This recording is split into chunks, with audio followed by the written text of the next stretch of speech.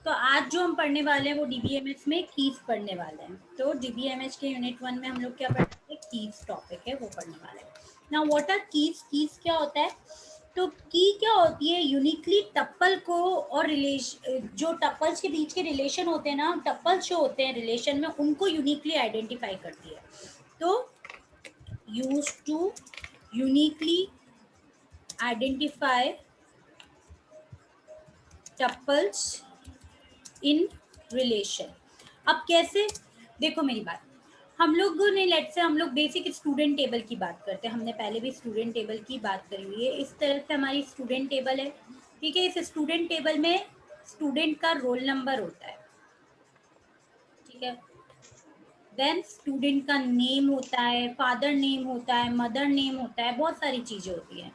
Name है, father name है ना, F name, mother name and many more thing.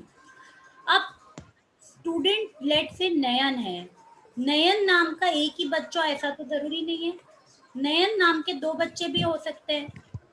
तो अब इन दोनों नयन के बीच में हम लोग डिफरेंस कैसे करते हैं? तो हम लोगों ने तुमको एक स्कॉलर आईडी दे रखा है कॉलेज में, रिमेम्बर, एक स्कॉलर नंबर दे रखा है कॉलेज का।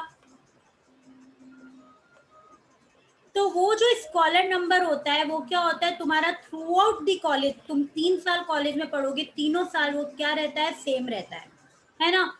और वो इन दोनों नयन के बीच में क्या करता है, डिस्टिंग्विश करता है। तो ये स्कॉलर नंबर एक प्रकार की क्या होती है, यूनिक आइडेंटिफाई करने की एक की होती है, ठीक है। और इस की को हम लोग डीबीएमएस की भाषा में प्राइमरी की बोलते हैं, जो हमारी सबसे पहली की होती है। कोई भी बच्चा अगर कॉलेज में एडमिशन लेता है तो उसको प्राइमरी की दी जाती है, स्कॉलर नंबर नहीं दिया जाए ऐसा कभी नहीं होता। तो प्राइमरी की क्या होती है, कोई जरूरी नहीं है एक ही हो, एक से ज्यादा एट्रीब्यूट मिलके भी प्राइमरी की बन सकते हैं। तो सेट ऑफ वन और मोर एट्रीब्यूट्स, ठीक है, तो उसको हम लोग that can uniquely identify the tuple.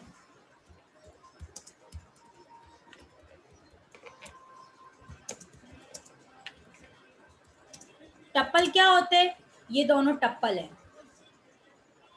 This one, ये नयन, दोनों दो अलग अलग नयन है, ये टप्पल 1 है और ये टप्पल 2 है। नयन के दोनों टप्पल्स को यूनिकली कौन आइडेंटिफाई करेगा, तो उसकी प्राइमरी की, ठीक है। कोई जरूरी नहीं है प्राइमरी की केवल एक ही हो, दो वैल्यूज को मिला के भी क्या बन सकती है, प्राइमरी की बन सकती है, ठीक है। पर वो कभी भी सेम नहीं हो सकती है, बस दैट्स इट। तो इसका एग्जाम्पल हम लोग दे देते हैं।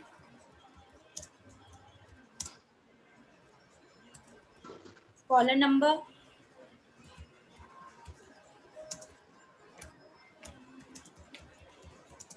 एम्प्लॉय आईडी, ये employ ID.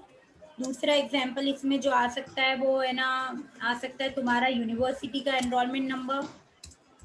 University enrolment number तुम्हारा जो मिलता है वो सेम ही होता है थ्रू आउट, चेंज नहीं होता। तो ये सब क्या है, कुछ एग्जाम्पल्स है प्राइमरी की के, ठीक है। दूसरा, अगर मैं, ये तो है इंडिविजुअल प्राइमरी की, अब मैं है ना दो या दो से ज्यादा एट्रीब्यूट को मिला के भी प्राइमरी की बना सकती हूँ। तो टू और more than two attributes, example. जैसे अगर मैं नेम और एड्रेस को मिला लूं, ठीक है, क्योंकि नेम और एड्रेस अलग अलग ही होगा, है ना। या फिर मैं नेम, एड्रेस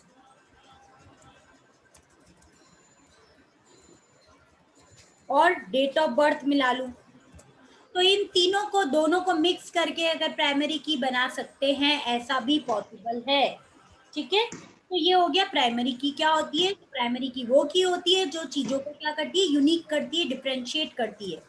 अब नेक्स्ट है प्राइमरी की प्रॉपर्टीज क्या क्या होती है, ठीक है। तो पहली प्रॉपर्टी होती है कि प्राइमरी की जो होती है वो क्या होनी चाहिए, यूनिक होनी चाहिए, वैल्यू सबकी अलग अलग होनी चाहिए। ऐसा नहीं होना चाहिए कि इस वाले नयन का स्कॉलर नंबर जो है वो 101 है और इस वाले का भी 101 है, नहीं। दोनों की वैल्यूज क्या होनी चाहिए, अलग होनी चाहिए, यूनिक होनी चाहिए, ठीक है। दूसरी, primary key can not be null. Primary key value खाली नहीं हो सकती है, यहाँ पे कुछ ना कुछ वैल्यू होनी चाहिए। अगर बच्चे ने कॉलेज में एडमिशन लिया है तो उसका स्कॉलर नंबर जनरेट होना अनिवार्य है, ऐसा नहीं हो सकता कि उसका स्कॉलर नंबर जनरेट ना हो, ठीक है। तो it can not B empty और नल, ठीक है। एंड तीसरी जो चीज है, वैल्यू ऑफ प्राइमरी की नेवर चेंज। आप 3 साल कॉलेज में पढ़ोगे तो तुम्हारी एनरोलमेंट नंबर जो यूनिवर्सिटी ने दिया है और जो कॉलेज ने स्कॉलर नंबर दिया है वो सेम रहता है, वो कभी भी चेंज नहीं हो सकता, ठीक है। तो this is all about the primary की, ठीक है। प्राइमरी की के बाद जो आता है दूसरा, वो है सुपर की, दूसरे प्रकार की, ठीक है। तो सुपर की क्या होती है, सारी प्राइमरी की और कैंडिडेट की जितनी भी होती है, दे आर द सुपर की। ऑल दी प्राइमरी की एंड दी कैंडिडेट की आर सुपर की। मतलब सुपर की भी वही होती है जो एक या एक से ज्यादा एट्रीब्यूट से बनाई जाए और वो रिकॉर्ड को यूनिकली आइडेंटिफाई करे। सो सेट ऑफ वन और मोर attribute which are used to identify each record uniquely। हर एक रिकॉर्ड को जो यूनिकली आइडेंटिफाई करे, that is a super key. And super key the primary, all the primary key which we created are the super key, right, ठीक है। Example देखते हैं, let's say यहाँ पे हमने स्कॉलर नंबर क्या लिया था, प्राइमरी की लिया था, ठीक है। तो स्कॉलर नंबर इंडिविजुअली अकेला तो क्या है, प्राइमरी की है, ठीक है। बट अगर मैं बोल दूं कि स्कॉलर नंबर प्लस नेम, तो ये क्या हो गया, ये हो गया सुपर की। या फिर मैं बोल दूं scholar number plus name plus address, तो वो क्या हो गई, ये सब चीजें क्या हो गई, सुपर की हो गई, ठीक है।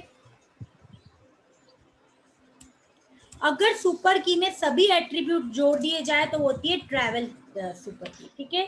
So if there is all the attributes, then it is trivial super key. मतलब इस टेबल में जितने भी एट्रीब्यूट्स हैं, अगर वो सब चीजें है ना सुपर की में ऐड हो जाए तो उस सुपर की को हम लोग ट्रैवल सुपर की बोलते हैं, ठीक है। तीसरे प्रकार की जो की होती है वो होती है कैंडिडेट।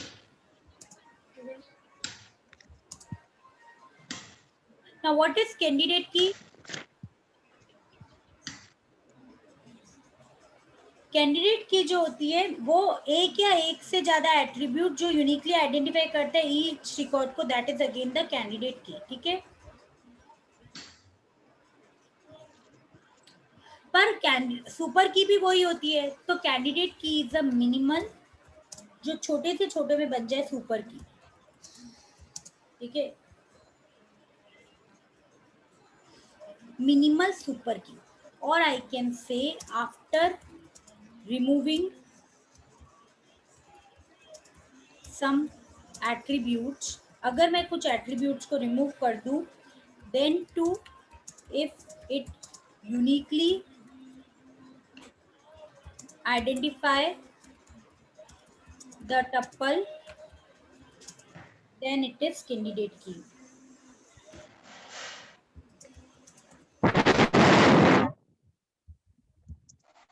इसका मैं अगर एग्जांपल दूं तुमको, तो लेट से मैंने एक सुपर की बनाई है, ठीक है।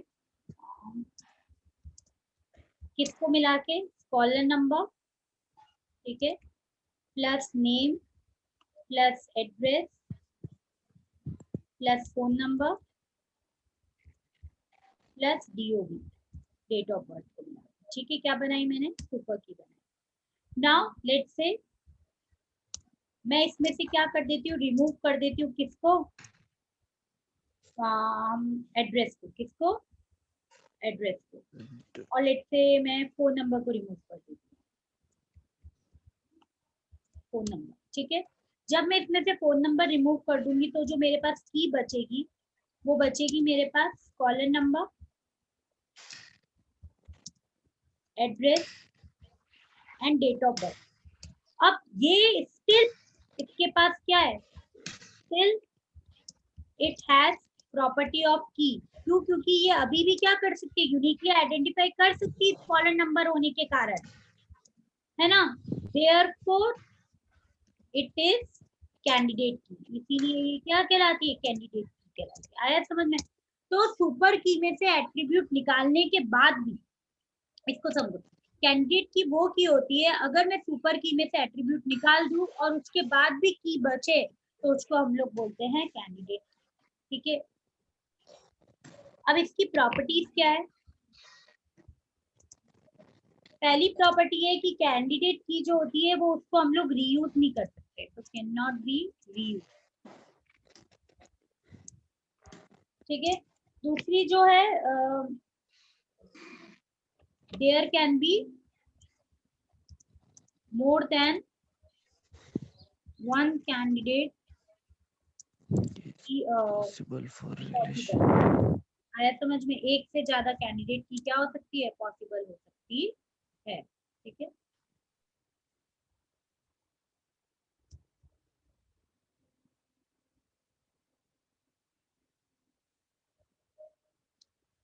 अब देखो, अगर किसी रिलेशन के पास एक से ज्यादा कैंडिडेट की होगी तो एक कैंडिडेट की तो क्या एक्ट करेगी, one act as primary key, क्या एक्ट करेगी, प्राइमरी की तरह।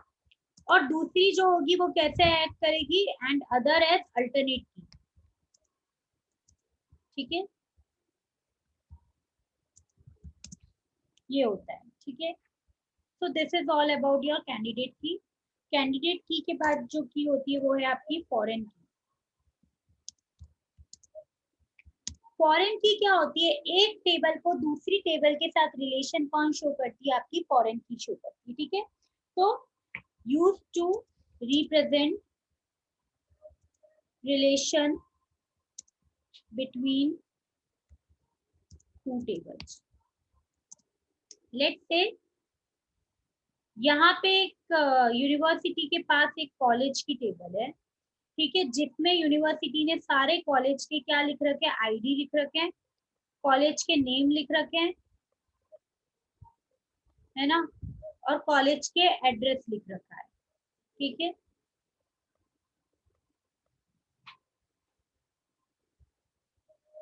तो ये जो कॉलेज का आईडी है, ये कॉलेज का आईडी क्या है, कॉलेज टेबल के लिए प्राइमरी की है, पीके, पीके इज प्राइमरी की फॉर द कॉलेज टेबल, ठीक है। पर यही कॉलेज का आईडी हम इस स्टूडेंट टेबल में भी लिखते हैं ये पता करने के लिए कि स्टूडेंट किस कॉलेज का है। तो ये कॉलेज का आईडी ये स्टूडेंट टेबल में क्या है, फॉरेन की है, ठीक है। क्यों है?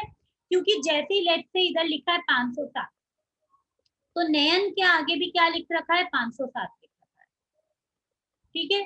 तो 507 जैसे ही आएगा, अच्छा फाइन, वो कॉलेज टेबल में जाएगा और देखेगा 507 पे कौन सा कॉलेज टेबल है।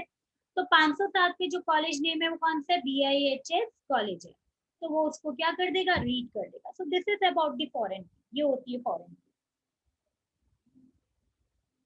ठीक है। फॉरेन की जो होती है वो नल भी हो सकती है, सो इट कैन बी नल,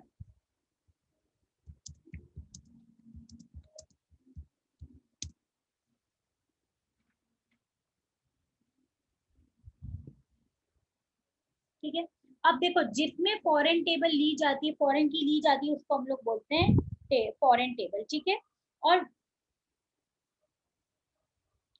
जो हो ये जो होगी ना, जो जिसकी फॉरेन की को यूज कर रहे हैं ये तो कहलाएगी मास्टर टेबल, और जिसमें यूज होती है वो कहलाती है फॉरेन टेबल, ठीक है। तो ये हमारी क्या है, मास्टर टेबल है। आ गया समझ में? So this is all about foreign key. Then इसकी properties.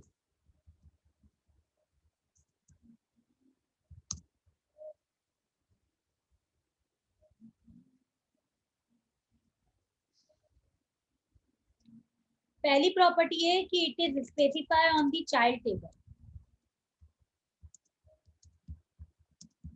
है ना। फॉरेन की जो होती है वो हमेशा कहाँ पे लगती है, चाइल्ड टेबल पे लगती है, ठीक है। दूसरी जो है वो, अगर मेरे को मास्टर टेबल को अपडेट करना है और तो चाइल्ड टेबल में अगर रिकॉर्ड है तो मास्टर टेबल अपडेट नहीं हो सकती है। तो if there is record in child table related to that key, child table, then master table cannot update it. इसका एग्जाम्पल है कि सपोज करो मुझे है ना 507 के कॉलेज आईडी को डिलीट करना है, यहाँ से इसको क्या करना है, डिलीट करना है। तो ये 507 का जो कॉलेज आईडी है ये डिलीट नहीं हो पाएगा। क्यों नहीं हो पाएगा, क्योंकि ये कॉलेज आईडी यहाँ पे एग्जिस्ट करता है ना। तो मुझे सबसे पहले डेटा इसकी चाइल्ड टेबल से डिलीट करना पड़ेगा, तभी मास्टर टेबल पे कुछ अपडेशन हो सकता है, वरना अपडेशन नहीं हो सकता, ठीक है। दूसरा, अगर कोई रिकॉर्ड पेरेंट टेबल में नहीं है तो वो चाइल्ड टेबल में नहीं आ सकता। If there is no record in parent table then it not enter into child table, ठीक है। यानी कि सपोज करो मैं यहाँ पे चाइल्ड टेबल में सोहेल का भी एंट्री देना चाहती हूँ, और जो सोहेल है उसका जो कॉलेज का है लेट से 505 है, पर 505 इधर है ही नहीं कॉलेज आईडी, तो ये डेटा कभी भी टेबल में आए, इट शुड बी देयर, है ना। यूनिवर्सिटी में वो कॉलेज एनरोल होना तभी सोहेल उस यूनिवर्सिटी में एनरोल हो पाएगा जिस कॉलेज में पढ़ रहा है, वरना सोहेल नहीं हो पाएगा। सो ये पूरा क्या हो गई। इसमें एक और की होती है, यूनिक की होती है। यूनिक की जो होती है ना वो सेम एज प्राइमरी की होती है, पर इसका एक ही डिफरेंस होता है, प्राइमरी की नल नहीं रह सकती but it can be null, unique key जो होती है नल रह सकती है, ठीक है। इसके नाम से ये सजेस्ट करता है कि ये रिकॉर्ड्स को यूनिकली आइडेंटिफाई करने के काम में आता है। इट कैन बी नल, ये नल रह सकता है, ठीक है। नाउ जो नेक्स्ट टॉपिक है आपका वो है कंस्ट्रेंट्स। कंस्ट्रेंट्स मतलब होता है बाउंड्री, दैट इज सीमा। कोई भी बाउंड्री क्या है, ठीक है, दैट इज नोन एज,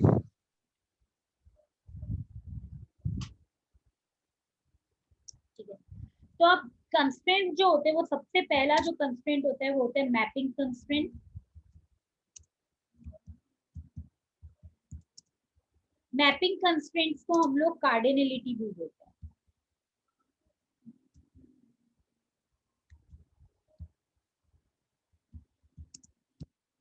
ठीक है।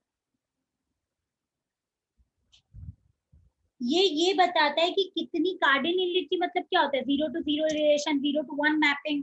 तो ये बताता है कि कितनी एंटिटी जो है वो रिलेशन को एक्सप्रेस कर सकती है। अब कैसे बताएगा, तो देखो इसमें सबसे पहले होती है 1 to 1 मैपिंग। 1 to 1 मैपिंग जो होती है उसको हम रिप्रेजेंट कैसे करते हैं, 1 to 1 मतलब कि एक, इसका मतलब होता है एक एंटिटी ही एसोसिएट हो सकती है दूसरी एंटिटी के सेट से। तो one entity is associated with one entity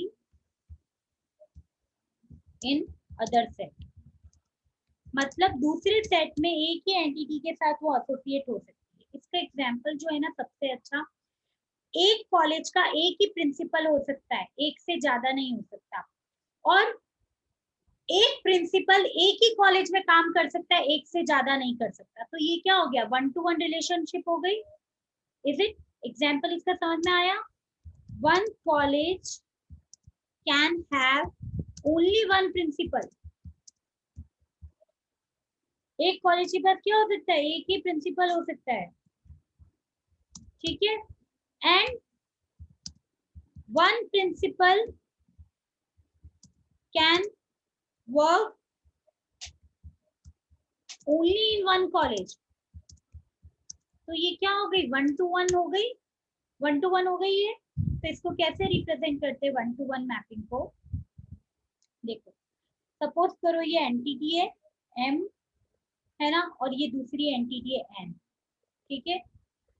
M के जितने भी लेट से M1 will only associated with N1, मतलब जो प्रिंसिपल 1 है वो N1 कॉलेज का ही होगा, एन दूसरे कॉलेजेस का नहीं हो सकता है।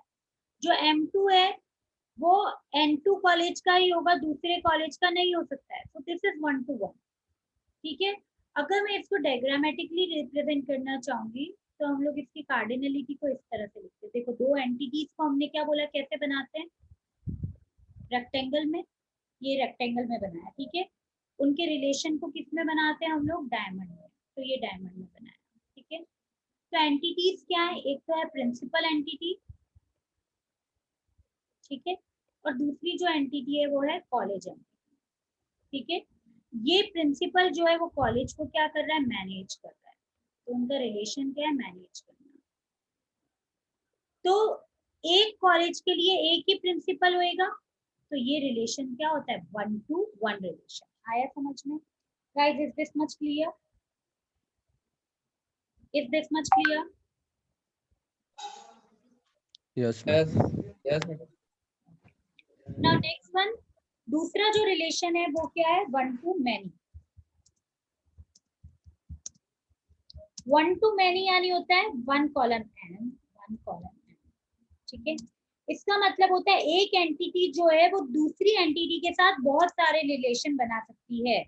So one entity is associate with any number of another entity, ठीक है। तो इसको हम लोग कैसे शो करेंगे, लेट से इसका एग्जांपल मैं लेती हूँ। One college have many teachers,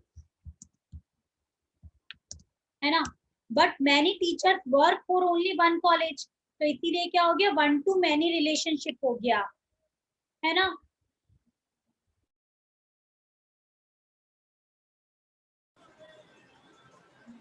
देखो इसका डायग्राम कैसे बनाएंगे,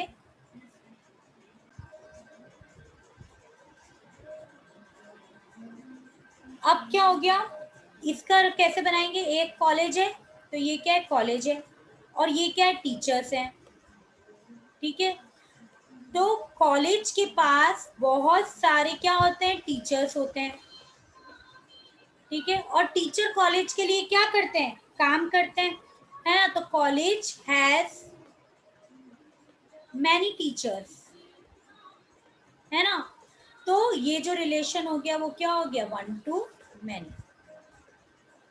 इज इट मेकिंग सेंस? मतलब कॉलेज तो क्या होगा, एक ही होगा, पर उसके पास जो टीचर्स हैं वो क्या हैं, बहुत सारे हैं, ठीक है। इसमें अगर मैं बताऊं तो लेट से इसका जो रिप्रेजेंटेशन होता है वो कैसे होएगा, इधर देखो, ये एक कॉलेज का है और ये टीचर्स का है, ठीक है। M1 कॉलेज है, उसके पास N1 टीचर भी है और N2 टीचर भी है। तो M1 के पास N1 भी है और N2 भी है, मेकिंग सेंस। फिर M2 कॉलेज है, M2 के पास लेट से N3 ही है। तो इस तरह से ये एसोसिएशन होता है, ठीक है। इसके बाद का जो रिलेशन है वो है मैनी टू वन।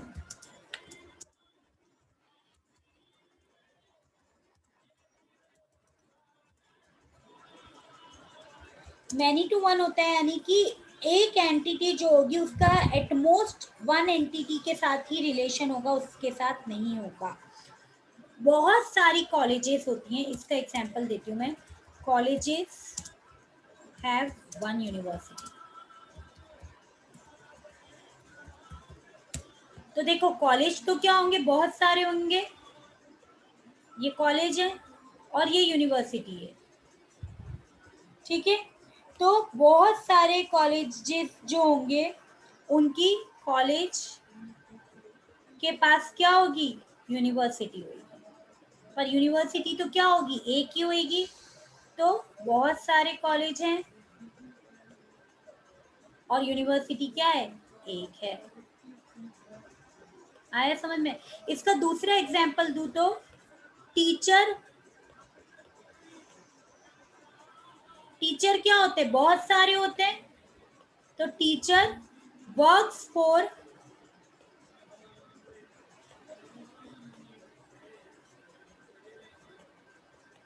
कॉलेज, और वो एक ही कॉलेज में काम करेगा।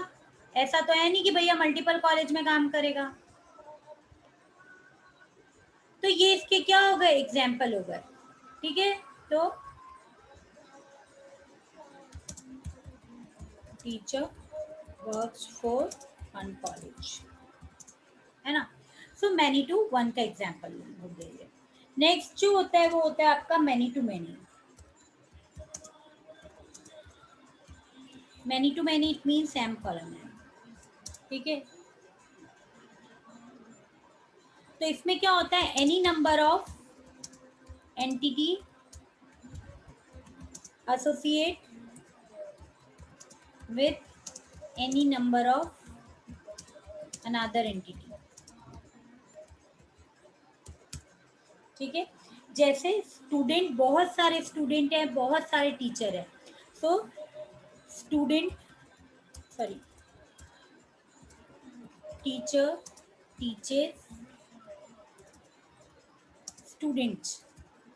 तो ये क्या हो गया, मैनी टू मैनी रिलेशनशिप हो गया, है ना।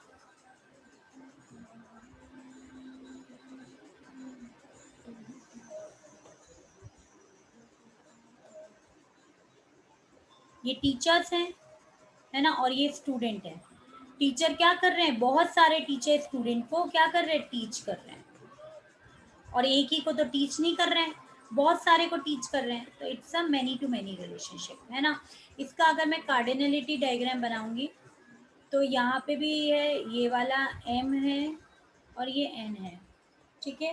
तो M1 जो है वो लेट से N1 और N2 दोनों के साथ एसोसिएटेड है, ठीक है। M2 जो टीचर है उसके साथ N1 भी एसोसिएटेड है और N3 भी एसोसिएटेड है। तो ये इसका क्या हो गया, कार्डिनलिटी डायग्राम हो गया, ठीक है, मोर than one. So this is your mapping constraint. दूसरे जो होते हैं आफ्टर मैपिंग कंस्ट्रेंट जो आता है आपका, वो आता है की कंस्ट्रेंट्स,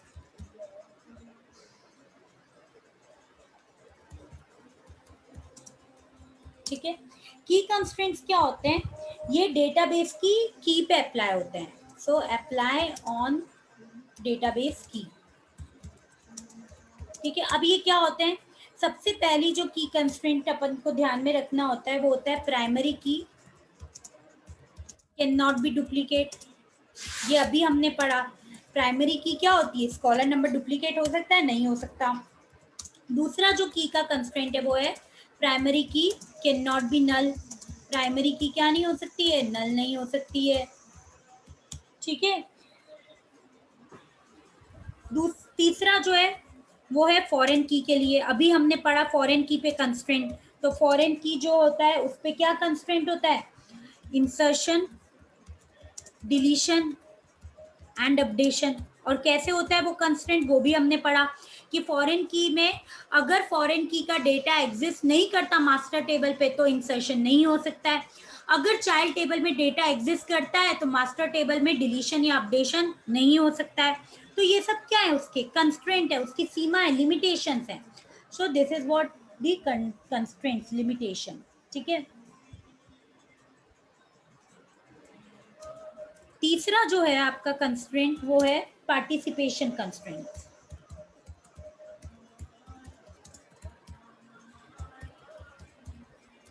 पार्टिसिपेशन कंस्ट्रेंट बताता है कि कितनी एंटिटी जो है वो पार्टिसिपेट कर सकती है इन अ रिलेशनशिप, ठीक है। So tells how many entities can participate in relationship. ठीक है, दो तरह के पार्टिसिपेशन कंस्ट्रेंट्स होते हैं। पहला जो होता है वो होता है टोटल पार्टिसिपेशन, और जो दूसरा होता है वो होता है पार्शियल पार्टिसिपेशन। ठीक है, ना टोटल पार्टिसिपेशन क्या होता है, अगर कोई एंटिटी जो है वो रिलेशन में है आर के साथ, है ना, और अगर सभी चीजें उसके रिलेशन, उसमें एटलीस्ट वन रिलेशन तो है ही, तो वो क्या हो गया, टोटल पार्टिसिपेशन हो गया।